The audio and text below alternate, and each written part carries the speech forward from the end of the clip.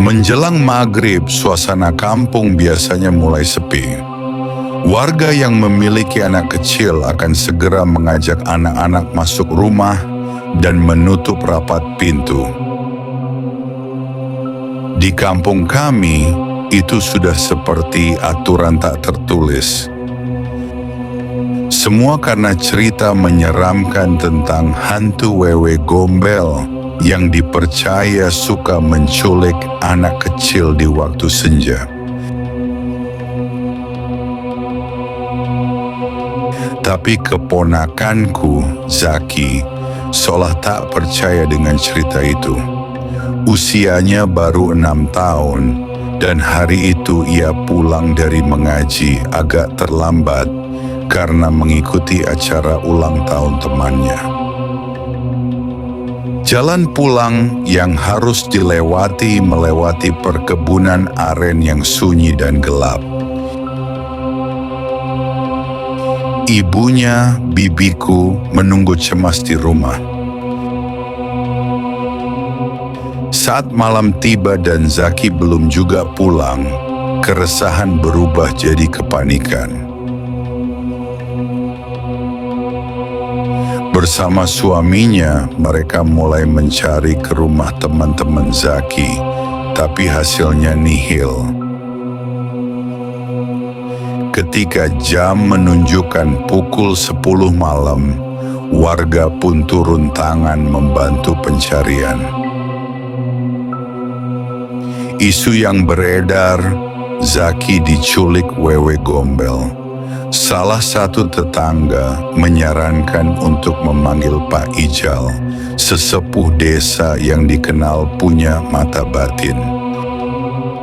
Menurut Pak Ijal, Zaki tak jauh dari rumah. Ia berada di area kebun aren.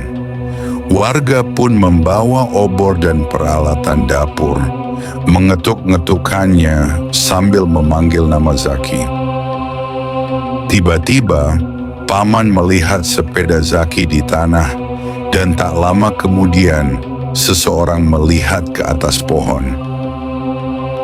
Zaki ada di sana, wajahnya pucat, tubuhnya berlumpur, dan bajunya bukan yang dikenakannya pagi tadi. Ia dibawa pulang dengan penuh haru. Setelah tenang dan diruqyah Pak Ijal, Zaki akhirnya bercerita. Di kebun ia mendengar suara cekikikan dan melihat sosok wanita cantik di balik pohon.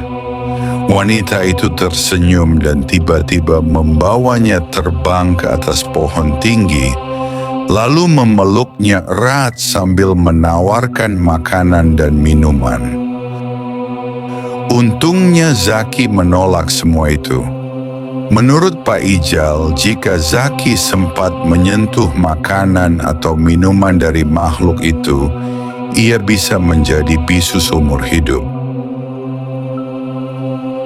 Konon, makanan itu sebenarnya adalah kotoran manusia yang disulap agar tampak lezat. Sosok hantu itu dipercaya sebagai arwah Omas, wanita mandul yang dulu dibuang suaminya dan akhirnya bunuh diri secara tragis. Karena kerinduan mendalam akan anak, arwahnya terus bergentayangan menculik anak-anak yang dianggapnya bisa menjadi pengganti anak kandung yang tak pernah ia miliki. Peristiwa ini membuat warga kampung semakin waspada.